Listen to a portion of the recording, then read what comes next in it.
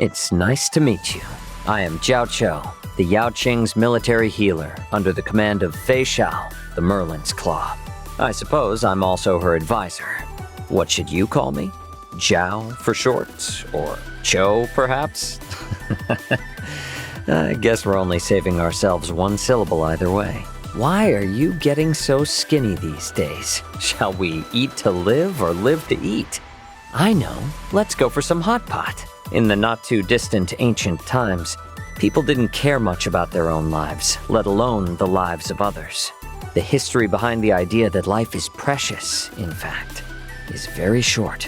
General Feixiao is my benefactor and patient. A doctor's life belongs to his patient. I cannot leave this world before she's cured. My duty is to heal the general, and Moze's duty is to suppress her eagerness.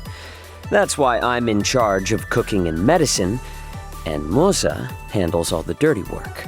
You see, neither of us can slack off. How much of that smile of his is genuine? How much of it is hiding something? Every time I see him, I can't help but wonder. Of course, this isn't his problem. It's mine. In the entire alliance, Huaiyan is the most inscrutable of the generals. I've worked with him on more than a few occasions, but I can never seem to figure him out. When I first met Sushang, she was still in Xueyi's arms, sucking her thumb. It feels like it was just yesterday when I was helping her skip classes and being scolded by Xueyi. I'm getting old. I didn't expect to see someone his age still using a sword as a toy. From generation to generation, it seems some things never change. Miss Yunli may be the youngest member of the Flame Wheel Octet, but she is no less a swordmaster than the other 7. Some might suspect her of benefiting from her connection to Huaiyan, but she could not have endured such rigor and refinement if she were not a valuable talent in her own right. Anyone who says the Master Diviner is eccentric should pay a visit to her homeworld, the Xianzhou Luofu.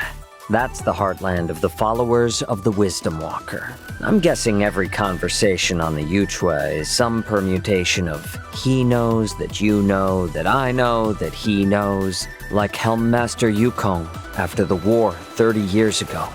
I've grown weary of fighting. I hope that she actually enjoys the art of medicine, and that it's not just a responsibility imposed on her. But that seems to be a predicament most Vidyadhara have to grapple with. Head of the Alchemy Commission is not a position that can be filled with just a handful of good medical skills. Even with the right skills, filling the position and holding it are two entirely different matters. Guinaifen might not realize it, but by living her life like a roaring fire, she also illuminates the lives of others. Like the little flame under a hot pot. Those two sisters epitomize the failures of the Xianzhou Alliance. No one can live well, and no one can die well. If even death is a luxury, then what kind of monsters have we become? Though my medical expertise is derived from the culinary Ranjou tradition, it has become a discipline in its own right. After all, the Yaoqing's traditional culinary medicine didn't make use of tools such as the 9-square grid. There are many ways to cook hot pot, but I've always thought that chili peppers were the essential ingredient. A mouthful of spicy goodness, that's what satisfies. If it were not for this, life would have no flavor at all. No matter how many times I say it, people always forget. Cooking is medicine, and making medicine is cooking. Using food to treat the sick is my specialty. As the saying goes, a chef who doesn't want to be a healer isn't worth his salt. Or pepper, for that matter. Attacking with fire will allow you to break camp.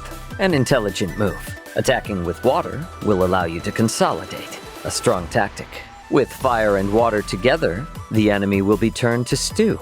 Much like the one bubbling in front of us. There are 4 things I won't eat. I don't eat plain soup because it's boring. I don't eat anything lacking spice because it's uninteresting.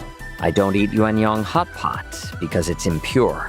And I don't eat coriander because it's bad for the stomach. But of course, if someone else is treating me to a meal, I can make an exception. I've never had any hobbies in my life besides spicy food. When I eat spicy food, I feel not only pain, but also joy and comfort. It makes me feel like I'm still alive. Bandit in life, death in vain. Fox in shadow, rabbit in plain. Mighty reigns, justice wanes. Epochs of heroes' blood in our veins. Never mind any of that. I was just talking to myself. What? Not even a farewell dinner? Don't worry. I promise next time the hot pot won't be too spicy.